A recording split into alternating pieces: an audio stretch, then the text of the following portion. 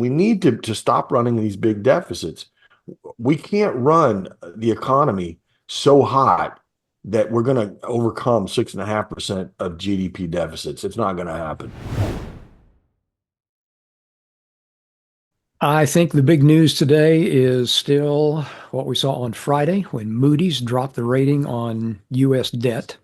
So now it's a clean sweep. Let's see, Fitch's dropped their rating in 2023. S&P Global did it in 2011. And it's kind of interesting to me that Moody's has had a AAA rating on U.S. debt since 1917. So even though that's the news and everybody's talking about that, Joe, once you peel that first layer back, what's really important out of this?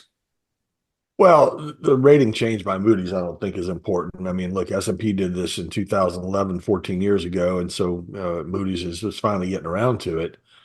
Uh, it's not going to affect our ability to pay our debts. It's not going to probably not going to have much impact on interest rates. In fact, today the 10-year note yield is up a full basis point.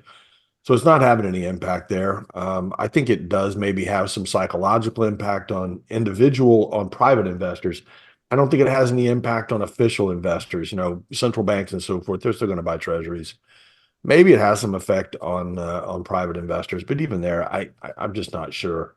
I mean, look, we don't have a lot of AAA credits around anymore. There are a few AAA credits in the sovereign world, but they're smaller countries, Canada, for instance, and Canada, quite frankly, I'm not sure you can make Canada AAA and the U.S. not. I'm not sure I really buy that one, but whatever. But Germany's AAA, Switzerland, there's a few places that are AAA. But your choices are not real wide. In the U.S. and corporates, it's only Johnson and Johnson and Microsoft. And when Johnson and Johnson's fighting this big lawsuit about talc, their powder. So I don't know, maybe they won't keep it, but there's just not a lot to choose from there is my point. So I don't think this really matters all that much from that viewpoint. I think it is interesting that all three credit rating agencies at obviously various times cited similar things about governance, which is really what we're talking about here. And what they're talking about is this dysfunction that we come across, every year or two, you got to raise the debt ceiling. And you get in these arguments about the debt ceiling and how much we're going to raise it and what we're going to do to avoid, violating the thing. That's been going on for so long. And I think it is disruptive.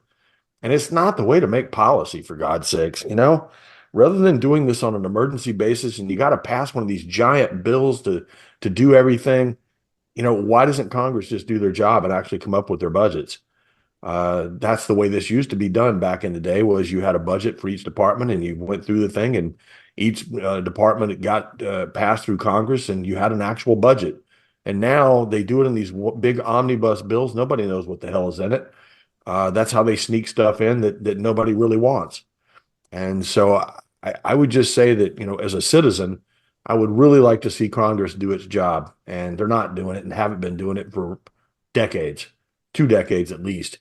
And that needs to change. I mean, we really ought to be serious about this stuff because I think it affects the way, it affects the economy in the long run because we have these ongoing little crises. I don't know. Anyway, that's my 2 cents. I don't think the downgrade matters all that much. It just brings Moody's in line with everybody else. So I wouldn't spend a lot of time on it. I will say, I mean, look, we were looking for some kind of correction here. Sentiment had gotten very, very bullish. And so we were looking for some kind of correction. And if people wanted to take some profits after this run up from the tariff recovery, then that's probably what they're going to do. So you may get some sell off in stocks just because that's what people want to do anyway. And this gives them a good excuse. Well, Steve, are there any tentacles that come out from this downgrade that would affect the dollar, for example? Yeah, I'm in agreement with Joe that this downgrade doesn't really mean a lot. That there's not a lot that changed the 24 hours before and then 24 hours after. But the amount of deficit is an issue, and we've talked about some of the problems with that. A lot of our growth in the recent past has come from debt and stimulus spending. I think there was also a big chunk of growth we got out of fracking. Um, and both those forces look like they're really kind of waning here. We've talked about the defense packages in Japan and Germany that they're probably going to step up their stimulus. At the same time, we're really kind of hitting some limitations. We're looking at debt payments being over $1 trillion. We're spending more on interest rates than we're spending on defense.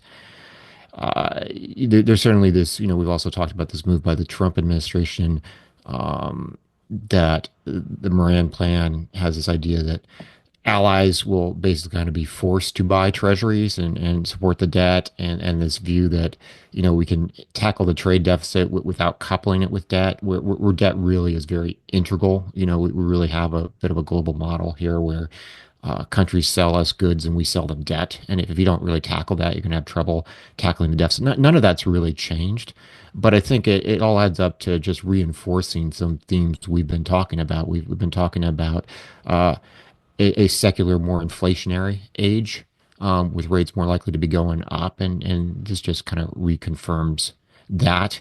We've been talking about you may get some foreign outperformance, and some of that may be coming from the U.S. having to rein in its deficit spending.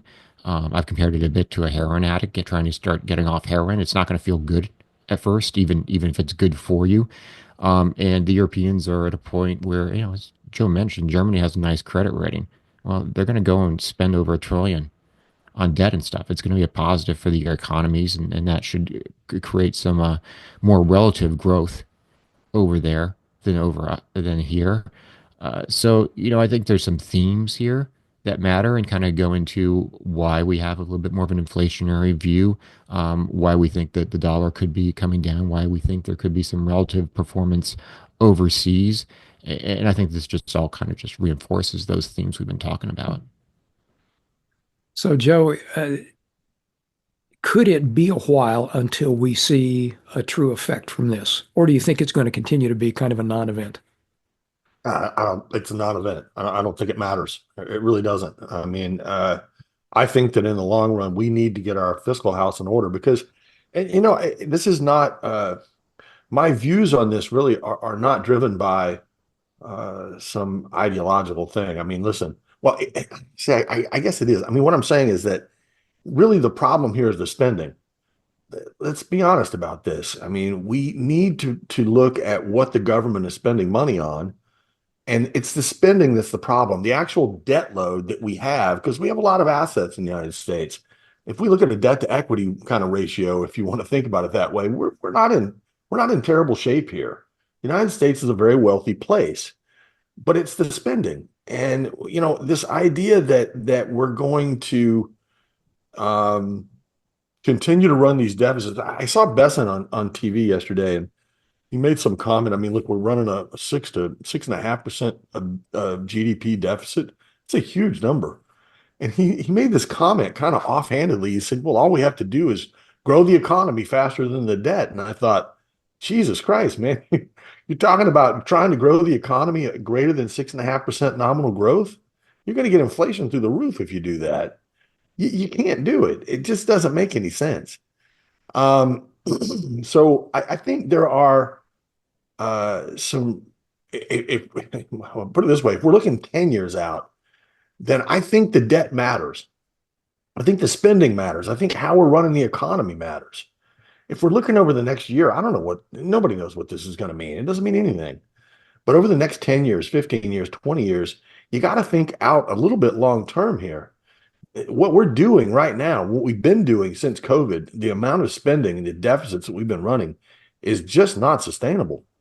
And you got to do something about it at some point. As Steve said, look, you're going to get some pain when you do this. If you start reducing that deficit, you're going to get lower growth.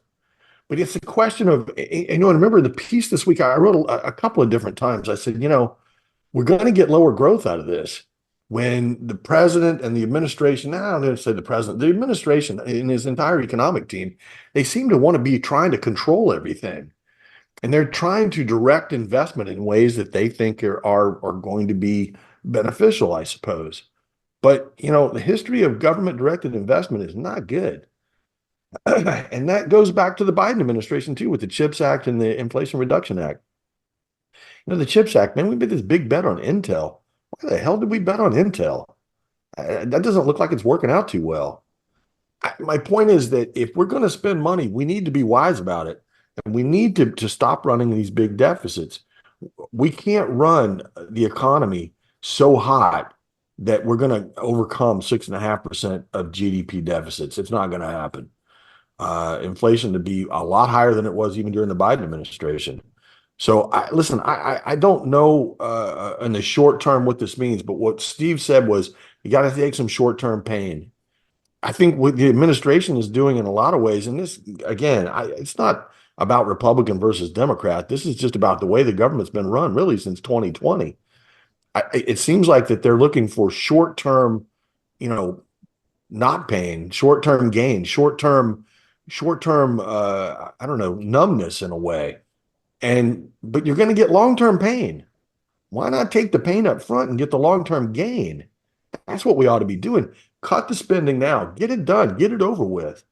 And and then you can get to a better place with the economy. But if you just keep pushing it down the road and saying, well, I don't want to deal with that pain. I don't want to deal with that pain. I'm just going to keep spending. Eventually you're going to reach a point where the world is not going to finance these deficits. They're doing it now, and they'll continue to do it, I suspect. But there's going to come a point where they just can't. The U.S. economy is huge. When you're talking about 6.5% of GDP, that's a big number, man. That's a lot of bonds we got to sell. And at the same time, we're out there, not making any friends right now. There was, by the way, in that bill, the budget bill that went through Congress, there is a piece in there about raising taxes on foreigners who own treasuries. Why in the hell would we do that right now? That doesn't make any sense either.